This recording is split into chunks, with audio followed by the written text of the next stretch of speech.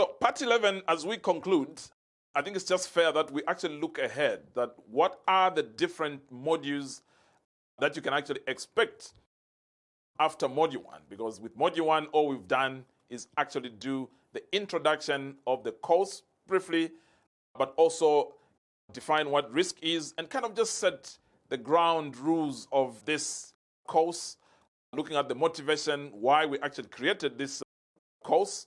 And one of the things that I actually say is that I liken this to also in boxing. In boxing, they say there's quite a number of punches, uppercuts, jabs, and the like. And you're actually best trained by someone who's been in the ring on how to manage the punches. But the fact of the matter is that once you get in that ring, one of those punches is actually bound to actually land on you. But what you don't want is to basically have that punch land on your head, and then you're on the floor. So we've been in the ring ourselves for almost 10 years. We know how to duck some of the punches. Like I said, you can't really completely duck all the punches that come with farming, and those are the risks.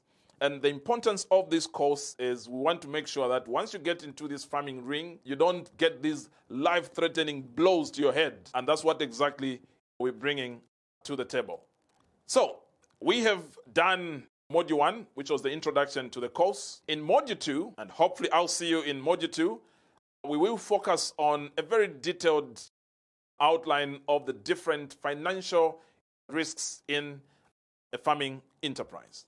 So there'll be quite a lot of sub-modules that we'll look at, one risk after the other, and obviously applying the risk meta language to really understand what are the causes and how you can actually fix those financial risks. Once we're done, we will move on to Module 3, where we look at operational and production risks in a farming enterprise. Now, obviously, that promises to be a big one because this is where I would actually say it's the midfield of the farming enterprise. This is where things happen, what really goes on and what can potentially go wrong in the midfield. Now, remember, if the midfield is not functioning, there's no strikers who actually function because there's no one to feed them the balls. So that if the midfield is wrong, which is the operation and production aspects, the whole enterprise is bound to be affected. So we will look at quite a number of aspects that really go on in the midfield of a farming enterprise. And then after that, we will move on to look at climate and environmental risks in a farming enterprise. This is another big one, and this is where we'll also introduce the Rio Conventions, the UN Convention on Climate Change. CCC will look at the Convention on Biological Diversity, UNCBD. We'll also look at introducing the UNCCD on land degradation, and then from there, we will draw some of the classical risks that actually emerge out of all these conventions and how those apply to a typical farming enterprise. I can promise you nothing utopian, something that is actually related to your farming enterprise, and this is something that you cannot ignore in the 21st century. And then from there, we will look at market and price volatility risk as Module 5. Remember, once you've done operational and production aspects, your products need to get to the market. Like I said, operational and production is like the midfield. The strikers must score. And this is where market and price issues come in. So we'll basically look at that in Module 5.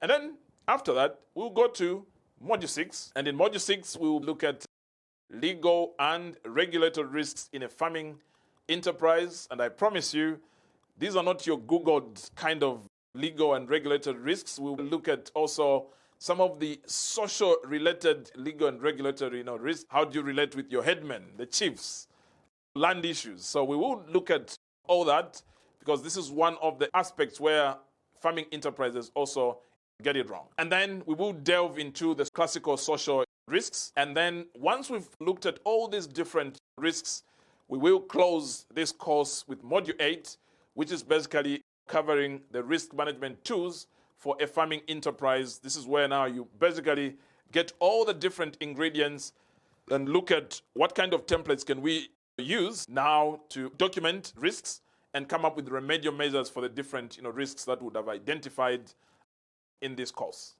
So before we go to Module 2, you can actually agree with me that I've done quite a fair amount of